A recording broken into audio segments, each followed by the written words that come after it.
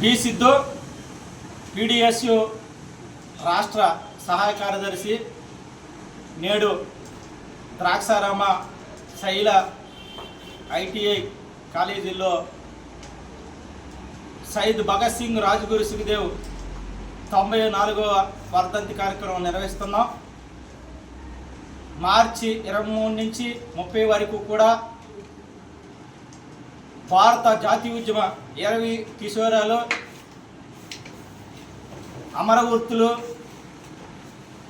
అదేవిధంగా రవి అస్తమించిన బ్రిటిష్ సామ్రాజ్యాన్ని గడగలాడించిన వీరులు వాళ్ళని స్మరించుకుంటూ దేశవ్యాప్తంగా వారోత్సవాలు జరుగుతున్నాయి.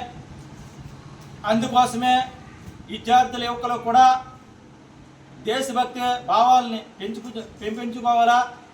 అదేవిధంగా దేశభక్తి అనేది నరాన్న విద్యార్థుల్లో ఉండాలా.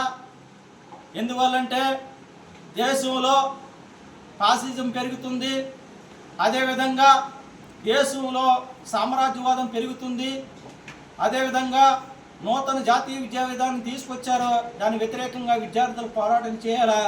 ఎందువల్లంటే ఒక 94 సంవత్సరాల క్రితమే మాతృదేశ విముక్తి కోసం భగత్ సింగ్ రాజ్గురు సుఖదేవులు తమ విలువైన ప్రాణాలను అర్పించారు.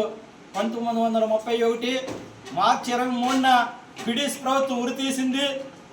ఆ సామ్రాజ్యవాదానికి వ్యతిరేకంగా ఆ రోజున తెల్లదొరలకు వ్యతిరేకంగా భగత్ సింగ్ పోరాటం చేస్తే నేడు యువతీ యువకులందరూ కూడా ఈ నల్లదొరలకు వ్యతిరేకంగా పోరాటం చేయాలా. ఎందువల్లంటే దేశంలో పేదరికం పెరుగుతుంది, నిరుద్యోగం పెరుగుతుంది, ఆకలి కేకలు పెరుగుతున్నాయి, అసమానతలు పెరుగుతున్నాయి. ఓ పక్కన నిరంతరం కూడా మహిళలు, విద్యార్థినులు అత్యాచారాలకు గురవుతున్నారు, మానభంగాలకు గురవుతున్నారు. అదేవిధంగా నేడు ఐపీఎల్ జరుగుతుంది, విద్యార్థుల యువకులకు కూడా బెట్టింగ్లు ఉండిపోయారు.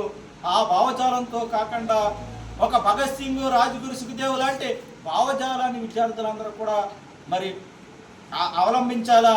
ఎందువల్లంటే అటువంటి భావజాలం ఉంటేనే మనమందరం కూడా అమెరికన్ సామ్రాజ్యవాదానికి వ్యతిరేకంగా మనం పోరాటం చేయగలం. ఎందుకంటే దేశంలో సుంకాలు విధిస్తున్నారు, పన్నులు విధిస్తున్నారు. అదేవిధంగా దేశాన్ని కొంతమంది ఈ రోజున స్వదేశీ విదేశీ బహుళజాతులందరూ కూడా దోచుకుంటున్నారు, అంబానీ, ఆదాని లాంటి కంపెనీలు. అదేవిధంగా ఈ రోజున దేశంలో ఉన్న పరిస్థితి చాలా దారుణంగా ఉంది. నిన్న కాక మొన్నే మరి జడ్జి గారి ఇంట్లో లక్షల కోట్లాది రూపాయలు మరి డబ్బు దొరికింది, నల్లధనం దొరికిందంటే ఈ దేశం న్యాయాన్ని అమ్మబడుతుంది, ధర్మాన్ని అమ్మేస్తున్నారు, అదేవిధంగా వైద్యాన్ని అమ్మేస్తున్నారు. అంటే దేశాన్ని అన్ని రంగాల్లో కూడా అమ్మడం మొదలెట్టింది ప్రభుత్వాలు. దాని వ్యతిరేకంగా యువతీ విద్యార్థులు కూడా పోరాటం చేయాలా.